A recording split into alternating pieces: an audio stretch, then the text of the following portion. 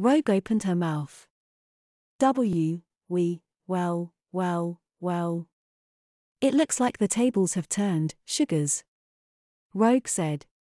We can not only speak again but now we are in charge. Madeline said. After all you have done to us.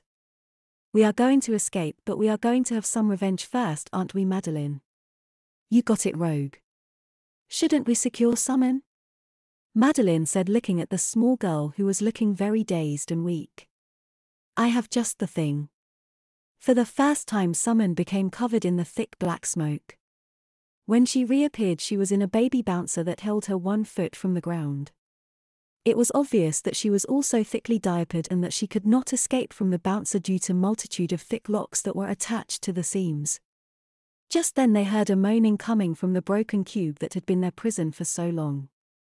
The 2 mutants turned to see that Jean had begun to smoke. Her body was evaporating off in thick black plumes of smoke which smelt strongly of charcoal and had an acrid taste. She's not real. Rogue exclaimed. Quick, create new cubes around Hypnotic and the rest of the Brotherhood before it evaporates as well. The thick plumes of smoke began to pour from both cubes but Rogue's new powers held firm and she ensured that the prisons held firm. Now that we have dealt with that problem, who do we deal with first? Rogue asked slyly. We have to go and rescue them. Gabriel said. The argument had been raging since Nightcrawler had returned. Yes, but how can we attack if one of them can hear our thoughts and hear us coming? Iceman asked. We have Kurt teleport us in and then we attack them quickly. So I teleport us in, bam, we get put in a cage like Madeline and Rogue because we are standing all together, no. Nightcrawler pointed out. Okay, let's give them more time. I'm sure that they have a plan to try and escape in motion. The only thing in motion is their bowels. Nightcrawler whispered under his breath as they returned to the monitors to check on the other X-Men.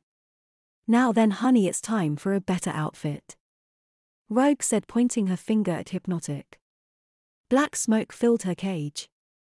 When she reappeared, Hypnotic was wearing a thick white disposable diaper, a blue and white striped bikini top and a cowl that covered her eyes. Her hair was in pigtails and in her mouth was a huge pink pacifier. And Rogue, if you wouldn't mind. Madeline pointed to Rogue and herself. The black smoke enveloped her and once it had cleared the mutants were wearing their X-Men uniforms and no diapers. That looks so much better. Rogue nodded. She turned to the cube. Well, almost. The 3 male members of the Brotherhood disappeared from view and once the smoke had cleared, Shockwave, Avalanche and Toad were now only wearing extremely thick cloth diapers. Spitting out the pacifier, Hypnotic turned to the X-Men. You think you've won? You two really think that I would have turned off all of the conditions I placed on you? Do you really think that I would be that stupid?